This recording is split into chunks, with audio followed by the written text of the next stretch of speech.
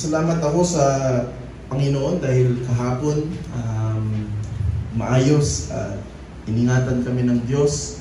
Nakapunta kami sa isang iglesia sa Malolos, Bulacan. Bumiyahe kami at napaka-gracious ng Lord dahil kukunti lang naman pero nandun yung mga leaders ng isang church na iyon at napakinggan nila itong mga turong para sa kanila ay parang hindi namin natutunan yun parang bago sa amin yun So ito ay naging blessing sa kanila for their equipping at nawa ay let us pray na katuwang natin ang iglesyang ito para sa ministeryo na ito na mapalaganap ang biblical na turo.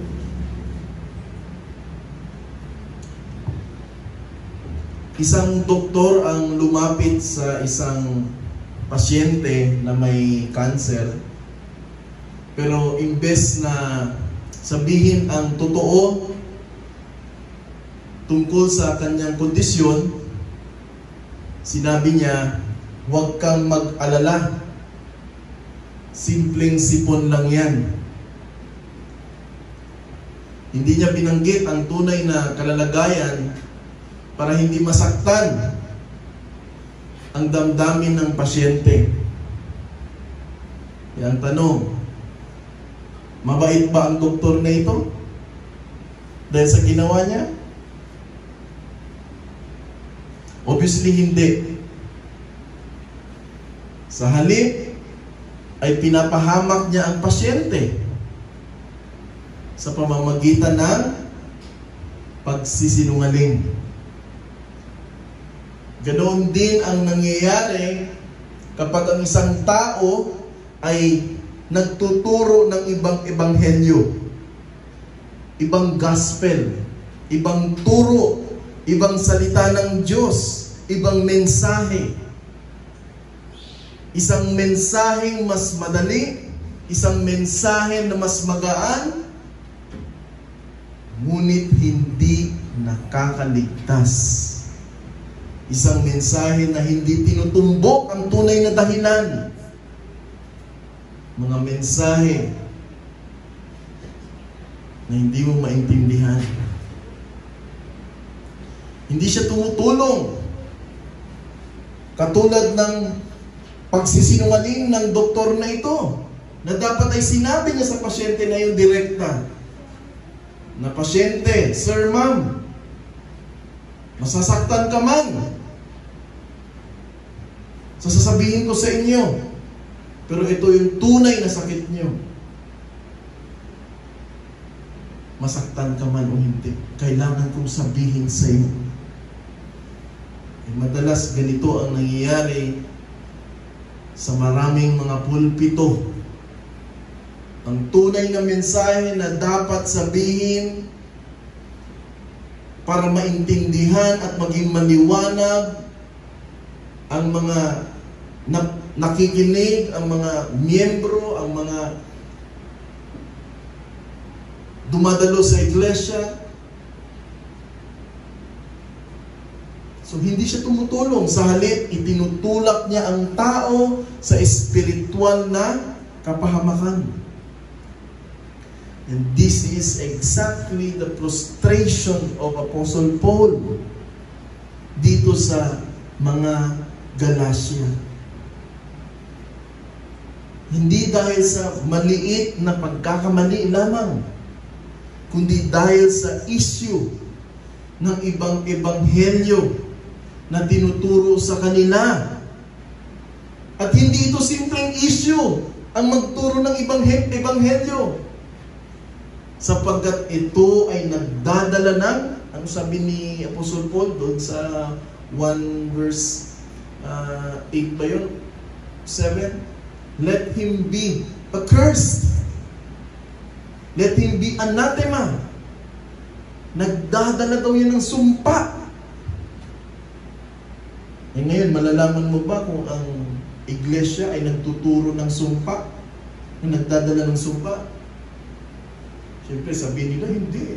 Okay naman yung naririnig namin. nagdadala ng sumpa at hindi kaligtasan. At nakita natin ito sa Galatians chapter 1 verses 6 to 11. Ako'y namamangha, sabi niya, ako'y namamangha na napakabilis naman. Napakabilis naman ninyong iniwan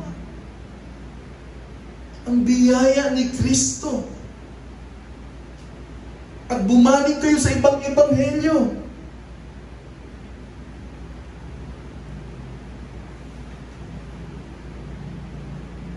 Let us consider this sermon title sa umagang ito. Ang dalisay ng ebanghelyo, ipinagtatanggol, hindi binabago. Ang ebanghelyo ay dapat tinatanggol, ipinagtatanggol, hindi binabago. Anong unang aral natin na nais kong i-share sa atin? Ang matinding babala laban sa ibang ebanghelyo. May babala, matinding babala laban sa mga nagtuturo ng ibang ebanghelyo. At makikita natin sa verses 6 to 9. Ako'y namamangha na napakabilis ninyong iniwan siya na tumawag sa inyo sa biyaya ni Kristo at bumaling kayo sa ibang ebanghelyo. Hindi sa may ibang ebanghelyo, kundi mayroong ilan na nanggugulo sa inyo at nagnanais na baluktutin ang ebanghelyo ni Kristo. Subalit kahit kaming mga nangangaral, sabi niya, kaming mga apostol na, o kahit isang anghel na galing sa langit at bumaba at mangaral sa inyo ng ibang ebanghelyo, ng iba, ano sabi ni Apostol Pablo? Hayaan siyang sumpain.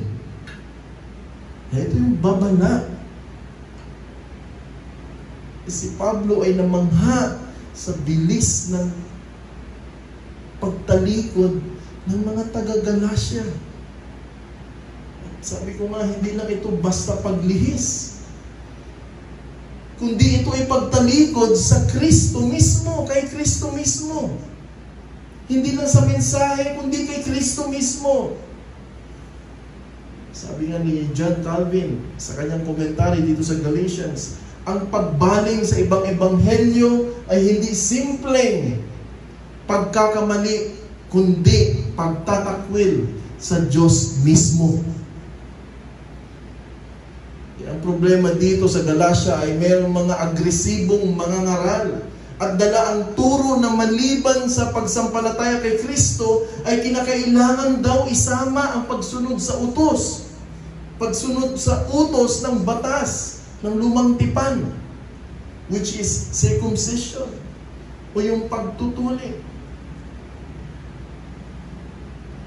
So maliban daw sa iyong pananampalataya, kailangan mo din daw dagdagan yan ng ano? Ng pagtutuli. Salamat sa Diyos at kahapon dala namin ang turo that saving faith is enough for one person to be saved. That we are justified not by external works, but of faith alone. Kaya kahapon ang itinuro ko ay ang justification of faith. Justification of faith alone, that this is indeed what is called in Latin sola fide. Sabi ni D.A. Carson, meron siyang insightful remarks sa Book of Galatians. This is a problem of legalism, legalistic. Carson emphasizes the danger of adding works to the gospel, arguing that the Galatians were being led astray by those who insisted on circumcision and the law for salvation, and that the concept of justification of faith Sabi niya, he argues that it is based on the atoning cross work of Christ and not on the works of the law. Hindi sa pamamagitan ng pagsunod mo sa batas, sa utos, kundi sapat ang iyong pananampalataya kay Kristo lamang. Hindi mo na kailangan dagdagan pa yan. Hindi mo kailangan dumaan pa sa mga iba't ibang sakramento. Sacramentalism, tinuturo ay, ito ay carriers of grace. Na kahit wala kang alam,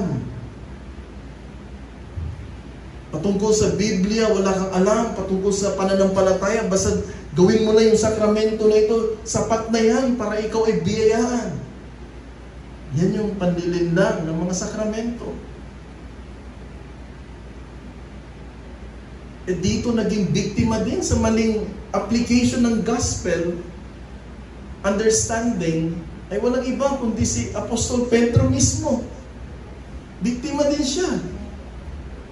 In Galatians chapter 2, verses 11 to 14, makikita natin dyan that Paul publicly confronted Peter. Nirebuke niya si Pedro. Kasi ito, Peter was eating freely with the Gentile believers, and nakita niya na some men from James, likely ito yung mga Judaizers, nung dumating ito mga Judaizers, kasama niya mga hentil, ng mga Kristiyano na. Ang ginawa ni Pedro, natakot, Peter withdrew and separated himself out of fear, and so creating a division. So Paul publicly rebuked him because his behavior was not in step with the truth of the gospel. Galatians 2:14. Dito malinaw ang aral. Malinaw po ang aral dito that kahit ang mga pinakadakilang leader ay maaaring maligaw. Si Pedro na isang haligi ng iglesia ay nalinlang dahil sa takot sa tao. Takot siya sa tao. Takot siya may masabi ang tao sa kanya.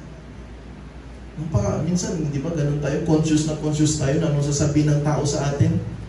Na sa bawat hakbang mo, bawat gawin mo, inisip mo, ano kaya sasabihin niya sa akin?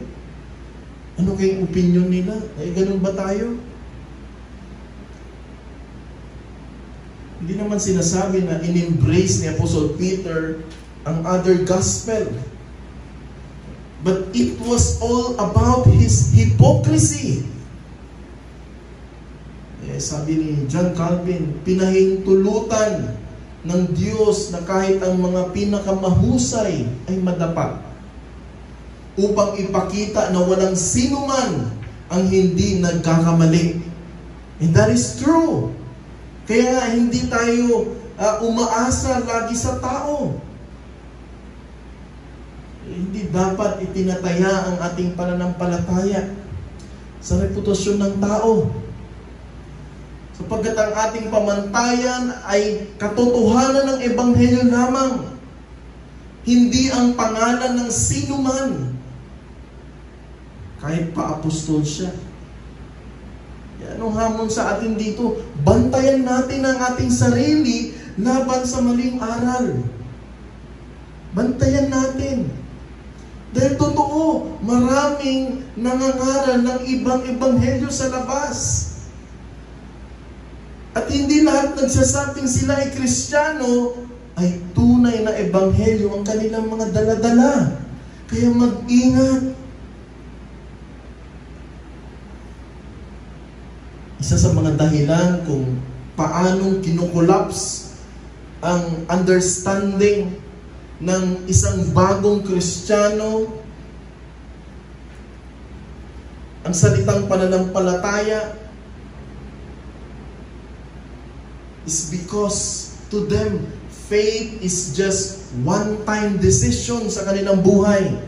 Para sa kanila, pag sumampalataya na ako, okay na ako. Kumbaga, wala na akong ibang gagawin, wala na akong tungkulin, okay na yun. No reading of God's Word, no involvement sa Bible studies or other discipleship activities. Sa tatlong components ng saving faith. Tatlong components yan. Pag sinabing saving faith, noticia, assensus, fiducia. Maliwanag na manifestation lang ng noticia. Ito, wala ang assensus at fiducia. Pag sinabi natin noticia, means clear knowledge of the gospel. Naging maliwanag sa iyo. Naintindihan mo. So ito yung intellect understanding of the gospel message. Knowing who Jesus is. What He has done. His life, death, and resurrection.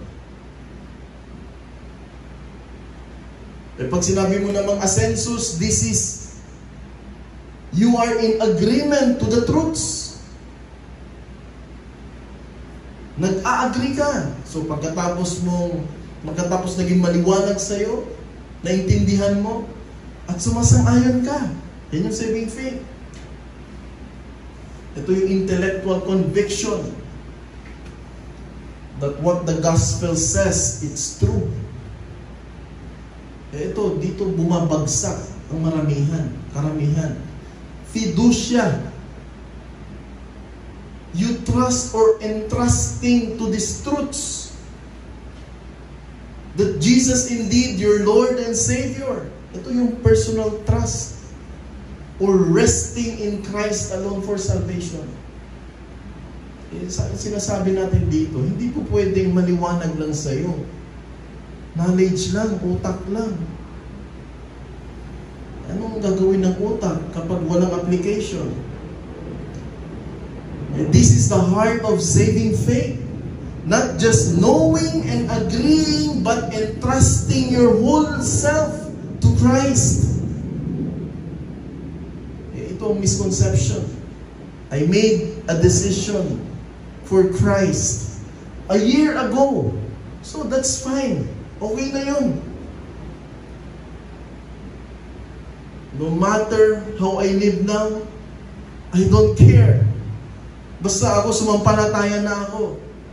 Basta ako, once upon a time, ako ay tinanim na. So okay na ako doon. Pwede ba yun? Ganun lang yun? Pag ikaw ba ay nagtanim, nagbungkal ka ng lupa, nilagay mo yung buto, tapos sasabihin mo, okay na yun. Di ba dapat kung ikaw ay responsable, dapat araw-araw tignan mo, tapos kung gumagapang na at lumalago na, you water it, alagaan mo. Di ba ganun dapat? Pwede ba yung mangyaring nagtanim tayo, tapos balikan mo na lang siya ng isang taon?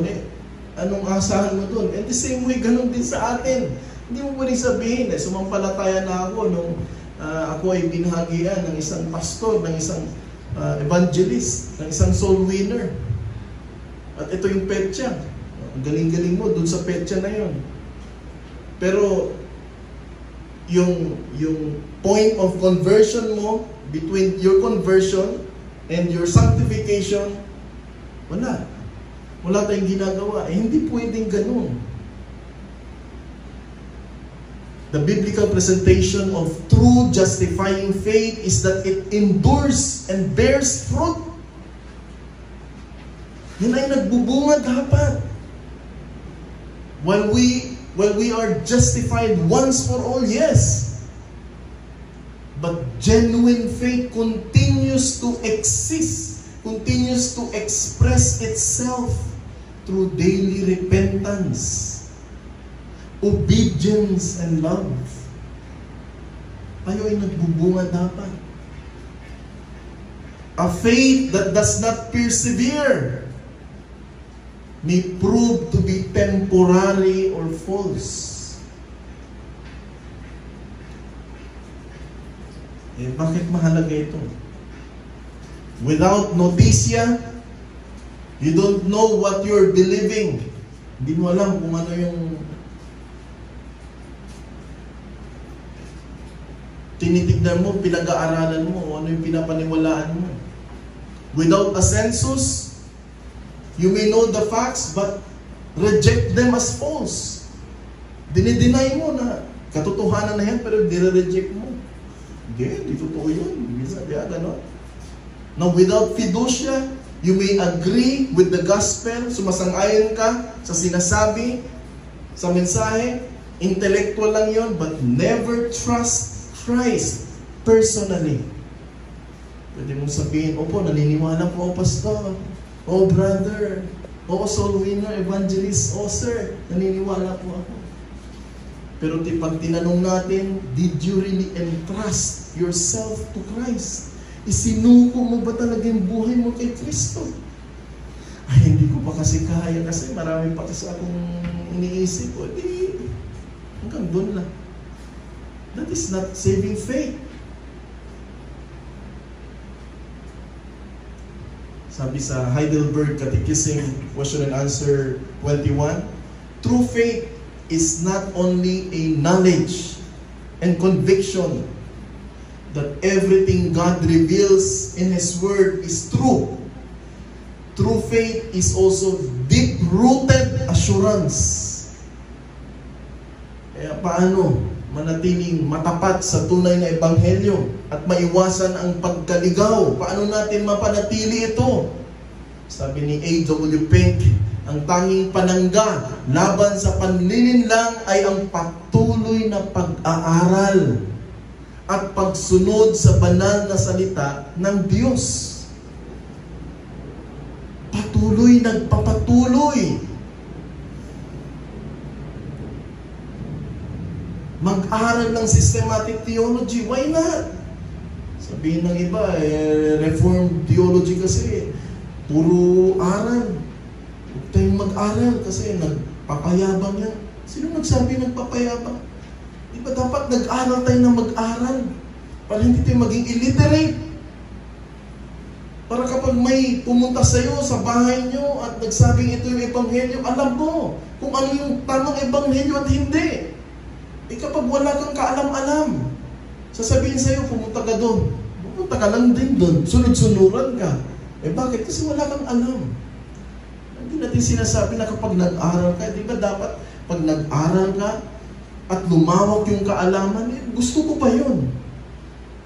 Ito lang yung sa atin. Sa akin, kapag lumawak ang iyong kaalaman at kung tunay ang Diyos ang humuhubog sa'yo, hindi ka magmayabang, kundi magpapakumbaba ka. Hindi nagpapayabang kapag ikaw ay nag-aaral. False dichotomy yan. Mali yun. Logical fallacy po yun. Tinatawag nila. Mahalaga ang hakbang na ito para hindi tayo naging illiterate na Kristiyano at hindi naloloko ng ibang turo.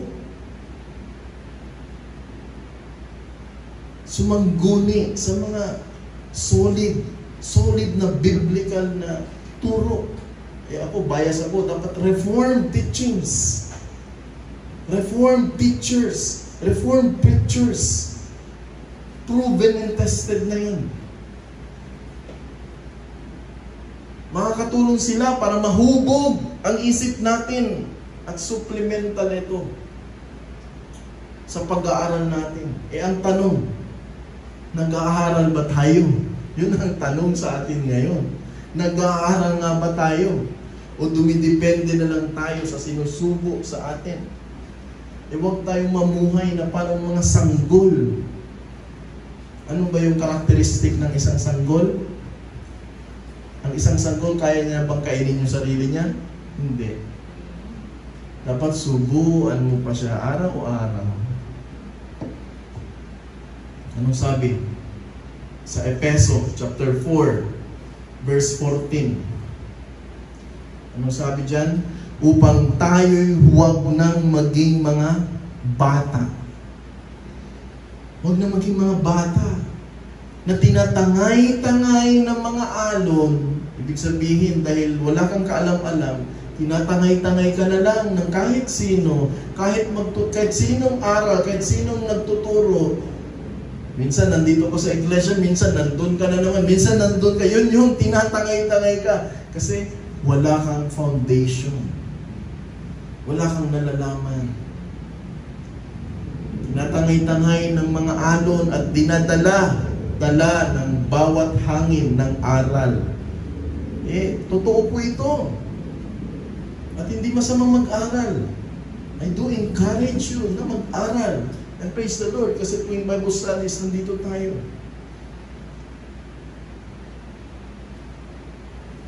Ito yung pangalawang aral.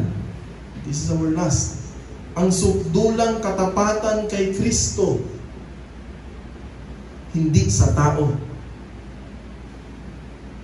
Malinaw yan sa sinabi ni Apostol Pablo.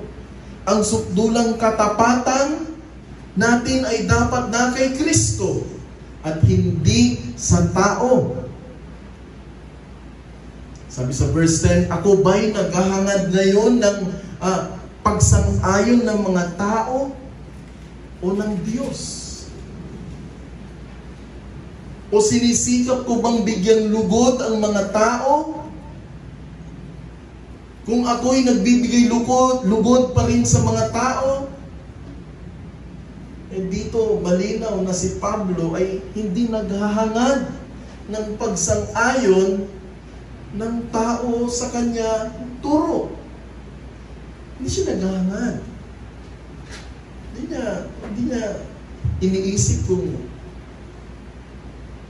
siya ba ay i-recognize. Ano yun, parang pasikat? Hindi ganun. Ang kanyang ginagawa ay naghahangad siya hindi ng pagsang-ayon ng tao, kundi ng Diyos. Ang ganda yung sinabi ng remarks ito ni Dr. Martin Lloyd-Jones sa work niya sa Authentic Christianity. Sabi niya, ang unang tanda ng tunay na mga ngaral ng Ebanghelyo ay hindi niya pinapaboran ang damdamin ng tao, kundi ang katotohanan ng Diyos. Ulitin ko, ang unang tanda ng tunay na mga ngaral ng Ebanghelyo ay hindi niya pinapaboran ang damdamin ng tao, kundi ang katotohanan ng Diyos. Actually, may dagdag pa dyan si Dr. Martin Lloyd-Jones.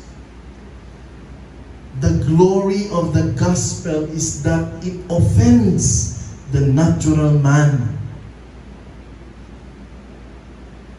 Dagdagan ko pa, sabi ni Charles Spurgeon, a sermon that leaves sinners comfortable is no sermon at all. Mga kapatid, if you believe what you like in the gospel, kung ano yung gusto mong marinig, and reject what you don't like it's not the gospel you believe, but yourself. Naging selective tayo, naging choosy tayo kung ano lang pabor sa atin. Yung sinabi sa Ebanghelyo, yun lang yung tatanggapin natin. Pero yung mga bagay na ayaw mong marinig, i-reject mo, tatanggihan mo, that's not a gospel for you. Ang layunin ng isang mangangaral ay i-declare ang salita ng Diyos ng buo, hindi upang aliwin ang mga damdamin ng makasalanang tao, hindi para aliwin sila, hindi para kilitiin sila. Ang katotohanan ng Diyos ay madalas nakakasakit. Nakakasakit ito sa mga taong natural, na mga taong hindi pa sumasampalataya sa Diyos. Offensive ito. Dahil sa ating likas na kasalanan at pagmamalaki, tayo ay nasasaktan dito. Hayaan mo yung sarili mong masaktan. Yun ang isang marka na ikaw ay nagpapakumbaba at nagpapasakop. Don't dodge. Ano yung dodge sa Tagalog?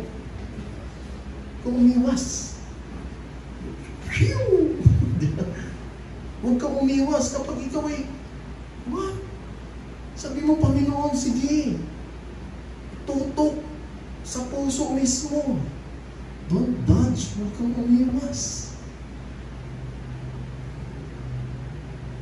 Sabi sa 1 Corinthians chapter 2 verse 14, ngunit ang taong hindi ayon sa Espiritu, ano sabi? Ano yung mga marka na hindi daw ayon sa Espiritu? 1 Corinthians chapter 2 verse 14, ngunit ang taong hindi ayon sa Espiritu ay hindi tumatanggap ng mga bagay ng Espiritu ng Diyos. They don't appreciate. They don't honor. Sapagkat ang mga iyon ay kahangalan sa Kanya. Kahangalan daw sa Kanya. At hindi iyon nauunawaan. They cannot understand. Sapagkat ang mga iyon ay nauunawaan sa pamamagitan lamang ng Espiritu. Kung ang mangangaral ay unang iniisip ay kung ano ang magugustuhan ng tao, siya ay lumilihis na sa kanyang misyon at layunin bilang tagapahayag ng Diyos. Meron akong tracts dito na gagamitin sana natin para sa ating pong evangelism. Pero nung nakita ko yung presentation, sabi dito, example, ito dapat yung ibibigay natin sa mga kapitbahay natin, sa ating evangelism. Ano sabi dito? Mayroong 4 na katotohanan na dapat natin lubos na maintindihan. Sabi una, mahal ka ng Diyos.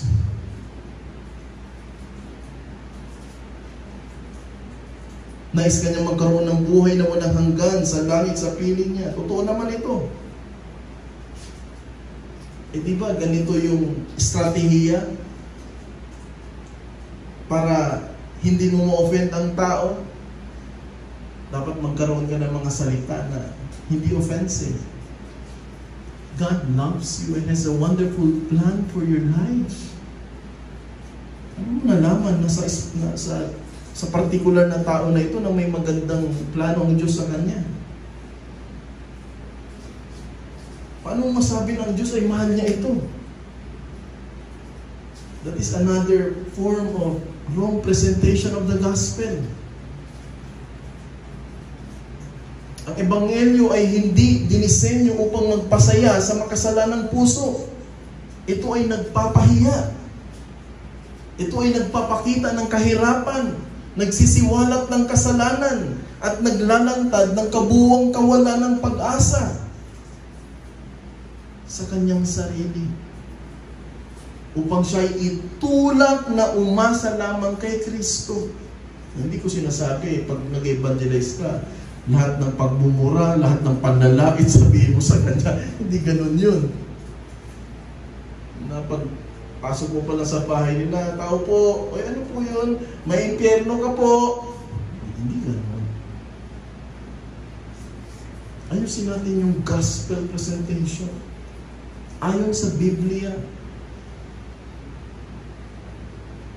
Romans chapter 3 verse 23, sapagkat ang lahat ay nagkasala at hindi nakaabot sa kaluwalhatian ng Diyos. Kaya kung ang ebanghelyo natin ay hindi nakaka-offend sa self-righteousness ng tao na iyan, baka hindi natin na ipapahayag ang tunay na ebanghelyo. Kaya kung ang isang sermon ay hindi po nagtuturo ng kasalanan, hindi nagtuturo ng pagsisisi na may panawagan ng pagsisi ka at sumampalataya ka kay Kristo, hindi ito tunay na sermon ayon sa pamantayan ng salita ng Diyos. Now, this is not to suggest that every Sunday dapat evangelistic. Na every Bible study ay puro ganito yung mensahe. Hindi na, kasi Pag kayo ay nasa Diyos na, kay Kristo na, ikaw ay bagong nilalang na. Nakapagsisi ka na. Ibang mensahe na para sa inyo. Sapagkat Christians need to be encouraged also how to persevere sa kanilang sanctification. And there are sermons needed to be crafted to help our flock persevere and endure. So ang sinasabi ko, kung darating man ang panahon na ang araw na iyan na ikaw ay mangaral ng Ebanghelyo, ituro mo yun sa pamamantayan o sa pamantayan ng salita ng Diyos. Na wala siyang magawa sa kanyang sarili. Na siya ay makasalanan, patay sa kasalanan at kailangan niya ng tagapagligtas. Yan, nung si David ba nagkasala at nung pinapunta ng Diyos si Nathan para ituwid siya at bahagian siya ng salita ng Diyos. Sinabi ba ni Nathan sa kanya, "Sir, I have a good news for you." Sinabi ba ni Nathan sa kanya yan? "May magandang balita ako sa iyo, sir. Sir, just allow God to come into your heart. Sir, God has a wonderful plan for you. Sir, God loves you. Obey these formula steps, 1, 2, 3, 4. Pray after me. At ikaw ay maliligtas na sa puot ng Diyos." No, not at all. Hindi ganon ang presentation sa kanila, kay David. Binigyan si David ng isang matinding ilustrasyon tungkol sa isang mayamang lalaki na nagnakaw ng kaisa-isang tupa mula sa mahirap. At habang kinikwento ni Nathan ang istorya na yon, anong naging reaction ni David? Nagalit si David sa kwento. Pero ano ang naging tugon ni Nathan sa kanya? Yung nagnakaw ng tupa, kaisa-isang tupa na lang, doon sa mahirap. Nagalit si David sa kwento. Bakit mo kinukwento sa akin yan? Ano sabi ni Nathan? Ikaw yun. Ikaw yung na magnanakaw, ikaw yung nagnakaw. Ikaw ang lalaking iyon. Hindi pinalambot ni Nathan ang katotohanan dito. Hindi niya pinalitan ng sentimental na mensahe ang paghatol ng Diyos sa kanya. Hindi niya binigyan si David ng feel-good feelings o na plano para sa kanyang self-improvement. Bagkus direkta niyang hinayag ang kasalanan at ang kahatulan ng Diyos sa kanya. Ang tunay na mensahero ng Diyos, mga kapatid, ay hindi natatakot magsabi ng katotohanan. At yun yung encouragement ko sa inyo. Huwag kayong mahiya, huwag kayong matakot na ihayag ang katotohanan. John Calvin, in his commentary dito sa 2 Samuel, the prophet Nathan did not seek to please David, but to please God by bringing David into his conviction of sin. Ang tunay na katapatan sa Diyos ay nangangahulugan ng pagharap sa kasalanan, kahit masakit ito. Hindi pagbibigay ng positive messages para lang mapasaya ang makasalanang tao, hindi. Kaya anong hamon sa atin ito? Kapag tayo'y nangangaral ng Ebanghelyo, huwag nating palambutin ang kasalanan. Sabihin ang tunay na kalalagayan, ano ang kasalanan. Ang tunay na Ebanghelyo ay humahampas muna bago nagpapagaling. At hindi natin kailangan i-market ang Diyos para tanggapin siya. Hindi mo kailangan i-negotiate. Madalas gano'n ang ginagawa. Kailangan natin ipahayag ang katotohanan based on the Scriptures. Ipahayag ang katotohanan ng kasalanan at biyaya. Dala-dala mo doon ang katotohanan. Hindi lang ng kasalanan, kundi may biyaya. Hindi lahat puro biyaya na hindi ko sinasabi yung patungkol sa katotohanan about sa kasalanan. At doon sa mensahe patungkol sa maling ebanghelyo na napag-aralan natin, anong gagawin natin? Ang maling ebanghelyo ay hindi basta mali lamang yan. Ito'y delikado at mapanganib. Ngayon, kapag ikaw ay napunta sa isang iglesia na hindi mo alam kung tama ba yung tinuturo, yan ay delikado at mapanganib. Kaya ano yung aplikasyon natin dito? Mag-ingat lagi. At mag-aral lagi kasama ang mga kapatid sa iglesia para hindi tayo madaling malinlang, maloko. At sana naging malinaw ito sa atin na as we continue to move forward sa biyaya at tulong ng Panginoong Diyos, tutulungan niya tayo. Maawa siya sa atin. Tayo po ay manalangin. Dakilang Diyos, salamat sa mga araw na ito. Salamat sa katotohanan, salamat sa pagtuwid.